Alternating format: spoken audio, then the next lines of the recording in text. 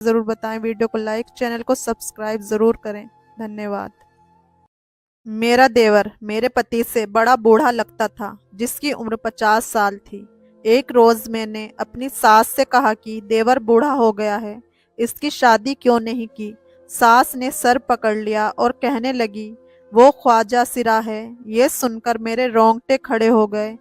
कुछ महीने बाद पति ने गुस्से में मुझे तलाक दे दी। वो मुझसे दोबारा शादी करना चाहता था, लेकिन उसके लिए मेरी दूसरी शादी जरूरी थी।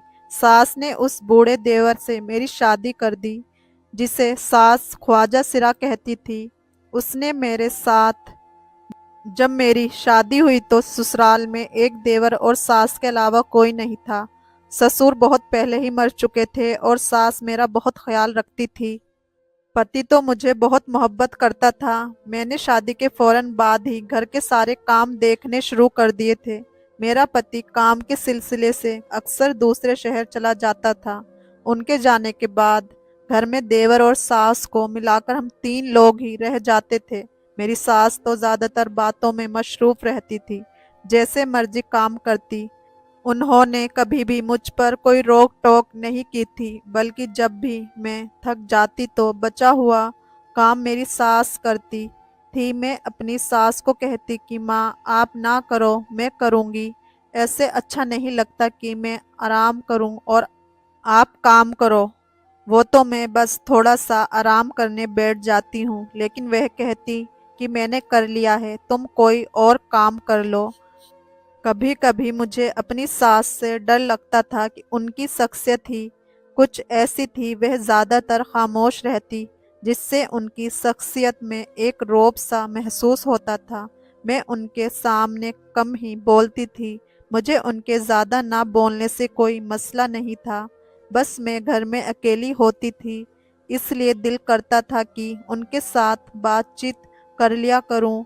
लेकिन शायद मेरा ये डर भी वक्त के साथ साथ कम हो रहा था। लेकिन मैं नहीं जानती थी कि वक्त के साथ साथ डर खत्म होने की वजह मुझ पर कौन सी कयामत टूटने वाली है। मेरा देवर भी मेरी सास की तरह नहीं बोलना पसंद करता था। मेरी सास तो मुझसे, मेरे पति से ढेरों बातें करती थी, लेकिन मेरा देवर तो उनके सामने भी बहुत कम बोलता था। उसके अलावा भी मुझे उनकी शख्सियत में भी अजीबपन महसूस होता था। मुझे भी अजीब ही लगता था, इसलिए मैं उससे दूर ही रहना पसंद करती थी। मेरे पति की भी यही बात थी कि मैं अपने देवर से ज़्यादा बातें ना किया करूं। मुझे पहले पहले शक हुआ कि वह ऐसा क्यों कह रहे हैं, लेकिन पूछने की हिम्मत नहीं थी, क्योंकि वह बहुत गुस्से वाले थे। मैं भी उनकी बात मानती थी, वह जो कहते मैं वही करती थी, इसलिए मैं अपने देवर से दूर ही रहती थी। लेकिन उनके काम तो मुझे ही करने पड़ते थे, इसलिए बस काम की हद तक ही मैं उनसे बात करती थी। इसी दौरान कभी मेरे देवर ने भी मुझसे बात करने की कोशिश नहीं की थी, जिसकी वजह से मुझे खुद से बात करते हुए हिचकिचाहट महसूस होती थी। वह भी अपने काम से काम रखने वाला बंदा था। मुझे उसकी हरकतें अजीब सी लगती थी। तभी मैं अपनी पूरी कोशिश करती थी कि उससे जितना हो सके दूर रहूं। एक बात थी जो मेरे दिमाग में अटकी हुई थी, और वह ये कि सास ने अभी तक मेरे देवर की शादी क्यों नहीं की थी। उसकी उम्र हो चुकी थी, मगर वह अभी तक कुंवारा ही था। देखने में तो वह मेरे पति से भी ज्यादा बुढ़ा लगता था, जैसे उसकी उम्र 50 साल हो। या मुझे ही महसूस होता था, या वाकई वह 50 साल का था, इस बात का मुझे कोई अंदाजा नहीं था, और ना ही मैंने कभी गौर किया था। बस एक बात थी कि मैं देवर के बारे में ज्यादा कुछ जान सकूं, और वजह ये थी कि मैं काम के बाद बोर होती रहती थी। घर में ज्यादा लोग होते तो दिल लगा रहता, लेकिन यहाँ तो हम 3 लोग ही रहते थे। घर में कामों से फारिग हुई तो अपनी सास के कमरे में आई, जहाँ वह बैठी अपने काम में मशरूफ थी। मैंने उनको देखते हिम्मत करके कहा था कि माँ, आप अगर फ्री हो तो बाहर आएं, सहन में बैठते हैं। मेरी बात पर मुस्कुराकर उन्होंने मेरे सर पर प्यार से हाथ फेरा और मेरे साथ बाहर आकर सहन में बैठ गई। इधर इधर उधर की बातें करने के बाद मैंने अपनी सास से पूछा, माँ, जब पापा का देहांत हुआ था तब आपके बच्चे कितने छोटे थे। मैं उनसे ये सब एक मकसद की वजह से पूछ रही थी। उन्होंने मेरी बात पर ठंडी आह भरी थी। मैं ठंडी आह भरने से ही समझ गई थी कि उनकी जिंदगी दुखों में ही गुजरी है। तो सास कहने लगी, जब मेरी शादी हुई तो मेरी माँ मरी हुई थी। मेरी मौसी ने ही मेरी शादी की। उन्होंने सारी रस्में जहेज सब कुछ बनाया। फिर जब शादी हुई और ससुराल गई तो जिंदगी की कठिन रास्ते शुरू हो गए थे। ससुराल जाकर मैं हर लम्हे रोती रहती। मेरी सास और ननंद हर वक्त मुझे बुरा भला कहती रहती थी, मगर उन सब में अगर पल सुकून के गुजरते थे मैं वह मेरे पति के साथ ही गुजरते थे। मैं जब भी थकी हुई कमरे में जाती तो वह मुझे बातों में लगाकर मेरे हाथ पकड़कर मुझे दिलासा देते और हर परेशानी से निजात दिलाते थे। उनके पास बैठे बोल सुनकर मैं सारे दिन की थकावट भूल जाती थी। दिल पर हम बहू के साथ कुछ गलत करेंगे तो कहीं हमारी बेटी के साथ कुछ गलत ना हो जाए। मैं उनकी खामोश होने पर सोचती हुई उनको बड़े गौर से देख रही थी। उनके चेहरे पर तकलीफ के साए नजर आ रहे थे, जो शायद अब कम हो चुके थे। तो मैंने कहा, माँ, देवर के आने पर आपके साथ क्या हुआ था? मैंने उनके चुप होने पर यह पूछा था, मगर सास मेरे सवाल पर खामोशी इख्तियार कर बैठी। मैंने एक दो बार फिर पूछा था, मगर वह बोली ही नहीं। तो मैंने भी डरते हुए दोबारा बात न छेड़ी कि बुरा मानकर कहीं वह नाराज न हो जाए। इस बात पर अब मेरा दिमाग अटक कर रह गया था कि देवर के आने पर मेरी सास के साथ बुरा क्यों हुआ था, बल्कि देवर के आने के बाद तो उनके दो बेटे हो गए थे। उनकी तो घर में इज्जत बढ़ जानी चाहिए थी। तो फिर यह सब क्यों हुआ था? आखिर हुआ क्या था? सास की अधूरी बात सुनकर अब मेरा दिमाग और खराब हो रहा था। मेरे दिमाग में ये सवाल चिपक कर रह गए थे, मगर मैं अब दोबारा अपनी सास से कुछ पूछ भी नहीं सकती थी। अगर पूछती तो ना जाने वह क्या सोचती। इस बारे में मैं क्यों देवर की बात में इतनी दिलचस्पी ले रही थी, इसलिए मैं चुप हो गई। कितने दिन तो इसी उलझन में रही कि सास और पति खुद तो देवर से बोल चाल लेते हैं, लेकिन मुझे पति ने बोलने से मना कर रखा था, जिसने मेरे दिल में एक परेशानी पैदा कर दी थी। उसके बावजूद कोशिश करके भी मैं कुछ पता ना कर पाई थी। तो मैंने अपनी परेशानी खत्म करने के लिए एक रोज अपनी सास से पूछने का फैसला किया। मेरा इरादा था काम खत्म करने के बाद उस दिन की तरह बातों बातों में ये राज भी पूछ लूंगी। मैं पूरी तरह से ये सोचकर बैठी थी कि अब तो मैं अपनी सास से पूछ कर ही रहूंगी, क्या आखिर ऐसा क्या हुआ था कि देवर की पैदाइश पर उनको शर्मिंदगी उठानी पड़ी। मैं फ्री हुई तो किचन से निकलने से पहले अपनी सास के लिए चाय बनाई और उनके कमरे में आ गई। मुझे अपने कमरे में देखकर सास बहुत खुश होती थी। अभी वह मुझे देखकर खुश हुई और जीती रहो बोलकर मेरे हाथ से चाय ली। उनको चाय देकर मैं भी उनके पास ही बेड पर बैठ गई थी और बातों के दौरान उनसे हिम्मत करके मैंने सास से पूछ लिया, आपने बताया नहीं कि देवर के इस दुनिया में आने पर आपको इतना दुख क्यों मिला? ये शर्मिंदगी क्यों उठानी पड़ी थी? मेरी बात सुनकर सास का रंग उड़ चुका था, लेकिन मैं ये मौका हाथ से जाने नहीं देना चाहती थी। और देवर तो लगता भी 50 साल का है। आपने उनको बुढ़ा क्यों कर दिया है?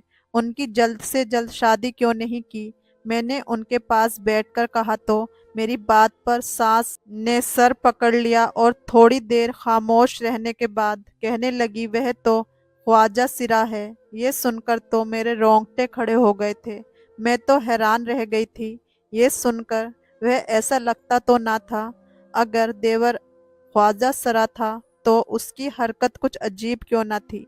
मेरे दिमाग में हजारों सवाल ने अपना डेरा जमा रखा था, लेकिन फिर सोचा, भला एक माँ अपनी औलाद के बारे में ऐसा झूठ कैसे कह सकती है? भला इसका मतलब वह सच कह रही है। शायद यही वजह थी जो उनकी जिंदगी ससुराल में उनकी सास और ननंद ने और मुश्किल कर दी थी। मैं यही सोच सोचकर खामोश हो गई। लेकिन ये भी सच था कि मुझे तो देवर में कोई ख्वाजा सिरा वाली हरकत नजर नहीं आती थी। वह तो नॉर्मल चलते फिरते थे, जबकि ख्वाजा सिरा के तो चाल चलन से ही पता चल जाता है कि वह कौन सी जीन्स का है। मेरे देवर की बातों ने मुझे सोचने पर मजबूर कर दिया, और वह यह कि मेरा देवर जब भी घर से बाहर जाता तो आंखों में सुरमा लगा लेता। मुझे उसकी ये हरकत बड़ी उलझन में डालती थी। फिर घर पर तो वह बिल्कुल ठीक होता था, मगर जैसे ही घर से बाहर जाता उसका हुलिया ही बदल जाता था, वरना तो बाकी वह ठीक ठाक था।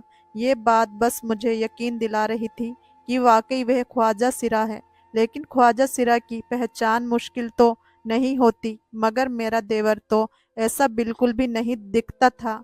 वह तो नॉर्मल इंसान की तरह चलता था, फिरता था, बल्कि बोलता भी बिल्कुल रौबदार आवाज में था। लेकिन फिर सोचती कि एक माँ अपनी ही औलाद के बारे में कुछ गलत तो नहीं बोल सकती थी। मुझे अपनी सास की बातों पर यकीन तो ना आया, मगर उनकी बात सुनकर चुप ही रही। मेरे दिमाग में अजीब अजीब सोच जन्म ले रही थी। समझ में नहीं आ रहा था क्या सच है और क्या झूठ। मैं काफी देर इसी सोच में डूबी रही थी। तब मुझे कोई रास्ता नजर ना आया, तो मैं गहरी सांस ली और कमरे से बाहर निकल आई। बातों में पता ही ना चला कि दिन गुजर चुका था, शाम हो रही थी। मैं अपने कमरे से निकलकर किचन में गई। मैंने सबके लिए पहले सब्जी बनाई। सर दर्द की वजह से चाय बनाने का सोचा। अभी मैं अपने चूल्हे पर पानी रख ही रही थी कि मुझे अपने पीछे किसी के कदमों की आहट महसूस हुई थी। मैं डरकर पलटी तो सामने ही मेरा देवर खड़ा था। मैं उसको देखकर डर तो गई थी, मगर फिर भी हिम्मत करते हुए पूछ लिया, देवर जी कुछ चाहिए तो? आपको नहीं, बस पानी लेना था। पानी लेकर वह बगैर कोई बात किए किचन से बाहर निकल गए। मैं तो पहले ही शक में परेशान थी कि कुछ तो था जिससे हम सब अनजान थे। उससे पहले कि मैं अपने देवर की हकीकत जान पाती, मेरी अपनी ही जिंदगी में एक तूफान आ गया था। उस रोज मेरे पति गुस्से में थे, मैं भी देवर को लेकर उलझी हुई थी, और एक गलत फहमी पर मेरे पति ने गुस्से में मुझे तलाक दे दी। मेरी तो दुनिया ही लुट गई थी। ये सदमा मेरे लिए किसी तूफान से कम नहीं था। मेरी तो पूरी दुनिया ही उजड़ कर रह गई थी। मैंने पहले तलाक पर ही अपने पति की बहुत मिन्नत की थी, मगर उन्होंने मेरी एक न सुनी और मुझे तलाक दे दी। लगातार रोने की वजह से मेरी आंखें सूज चुकी थी और मेरी आवाज भी बैठ गई थी। मेरा तो इस दुनिया में कोई भी नहीं था। यहाँ से निकलकर मैं कहाँ जाती? मुझे तो कुछ समझ नहीं आ रहा था, क्योंकि मौसी ने शादी के वक्त यही कहा था कि अपने पति से निभा कर रखना। अब यही तुम्हारा घर है। मेरे लिए तो यह दुख ही बहुत बड़ा था। मुझे रोती देखकर सास भी आ गई। उन्हें भी सब पता चल चुका था। उन्होंने मुझे प्यार से बिठाया और अपने साथ कमरे में लेकर चली गई। मुझे कुछ समझ नहीं आ रहा था कि ये अचानक मेरे साथ हुआ क्या है। बस रोए जा रही थी। 2 दिन तक मैं अपनी सास के कमरे में ही बंद रही थी। मैं मजबूर और बेबस थी। मेरे दुनिया में कोई ना था। मैं यतीम थी। मौसी के बच्चों को तो मैं पहले ही पसंद नहीं थी। अब अगर तलाक का धब्बा लेकर उनके पास जाती तो वह लोग मुझे धक्का देकर घर से निकाल देते।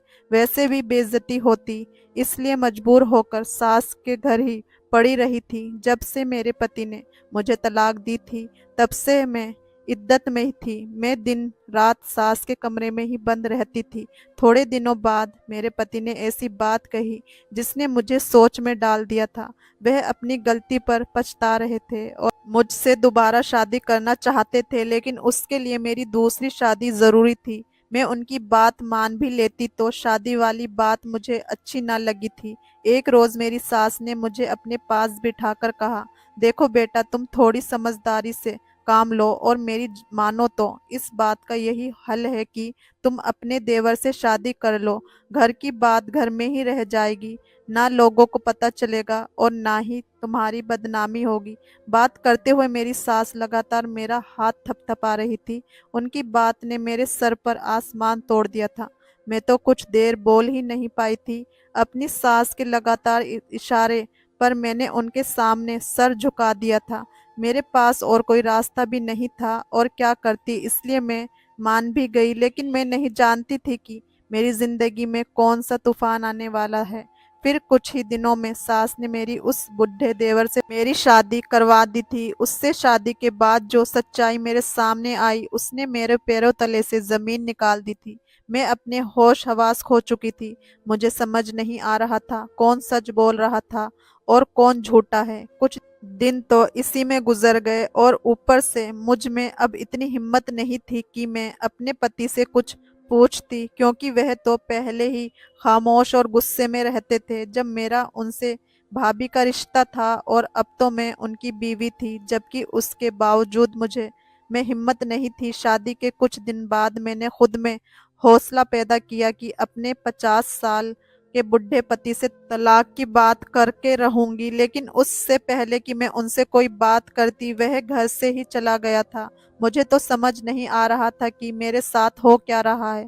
मेरा पहला पति मुझे लगातार तंग करने लगा था कि अपने पति से तलाक की बात करो ताकि वह मुझे दोबारा अपने शादी में ले सके। मगर मैं बात किससे करती? मेरा पति तो कितने दिनों से घर ही नहीं आया था। शायद उससे पता लग चुका था कि मैं उससे क्या बात करने वाली हूँ, इसलिए वह मेरे सामने नहीं आ रहा था। मेरे पहले पति ने मुझे अकेले किचन में देखकर अंदर आते हुए कहा था, अगर तुम इससे बात नहीं कर सकती तो मुझे बताओ, मैं करता हूँ उससे बात। में उसकी बात पर खामोशी से सर झुका गई थी। अब मैं उनको क्या बताती? तलाक कैसे मांगू? वह तो कितने ही दिनों से घर ही नहीं आए थे। घर आते तो ही मैं उससे कोई बात कर पाती, और जो सच्चाई मेरे सामने आ चुकी थी उसने भी तो मुझे हिलाकर रख दिया था। मैं किसी को मुंह दिखाने के काबिल ना रही थी।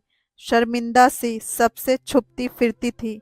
मैं कई सोच में गुम खड़ी थी, और पहले पति को उससे पहले कि मैं कोई जवाब देती, इस वक्त मेरे पति किचन में आ गए और बोले, तुम उससे क्या बात कर रही हो? मुझसे बात करो और उससे दूर रहो। अब मैं उसका पति हूँ। मैं उन दोनों भाइयों को आमने सामने देख कर डर गई थी। मैं ख्वाबजदा हो चुकी थी। तुमने पहले तो तलाक देकर ऊपर वाले की नाफरमानी की है। जानते हो ना, तलाक से 7 अर्श कहाँ पहुँचते हैं। लेकिन तुमने गुस्से में आकर खुदा की नाफरमानी की, उसकी बनाई हुई हदों को तोड़कर गुनाह किया है।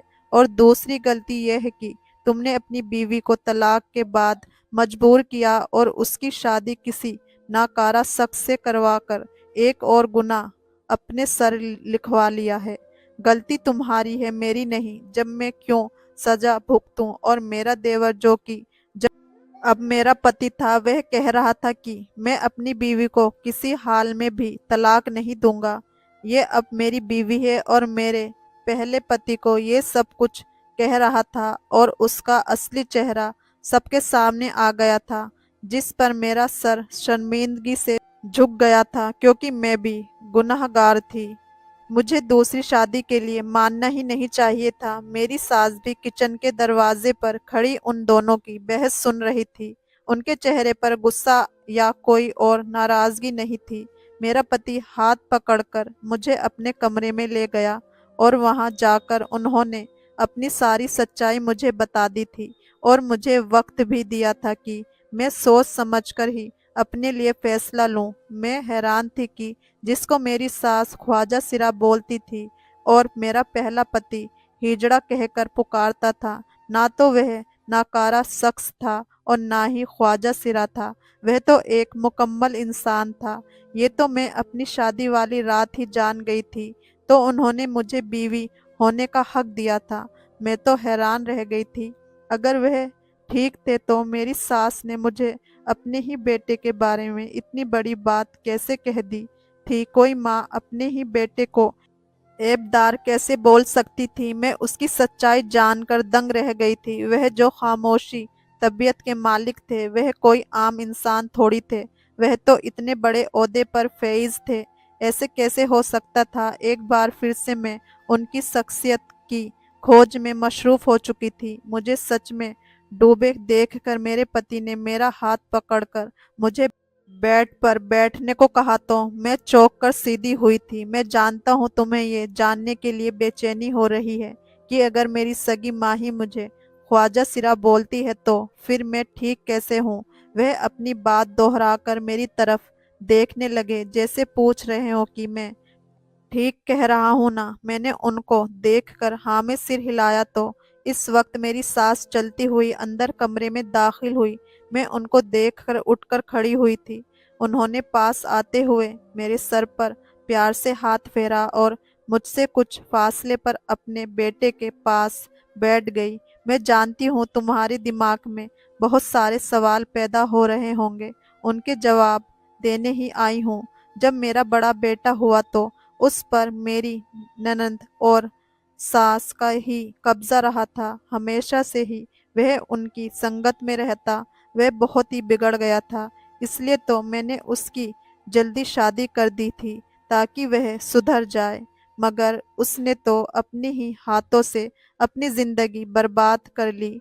मैं अब उसके लिए और क्या कर सकती हूँ? उससे बढ़कर और क्या सबूत होगा कि उसकी जिंदगी संवारने के लिए मैंने तुम्हारी शादी करवा दी। मेरी सास ने गहरी सांस लेकर मुझे देखा और फिर मेरे पति की तरफ इशारा करके बोली, जब ये पैदा हुआ तो उसके बाप को शौक हुआ कि जो अरमान बड़े बेटे के लिए सजाकर बैठी थी, जो लाड़ प्यार की वजह से अब वह तो करने से रहा, इसलिए उन्होंने अपने ख्वाब के लिए मेरे छोटे बेटे को सोच लिया। बचपन की ही बात है, एक बार ये बहुत रो रहा था तो मेरी ननंद ने उसे उठाते हुए यूं ही बोल दिया कि ये तो ख्वाजा सिरा है।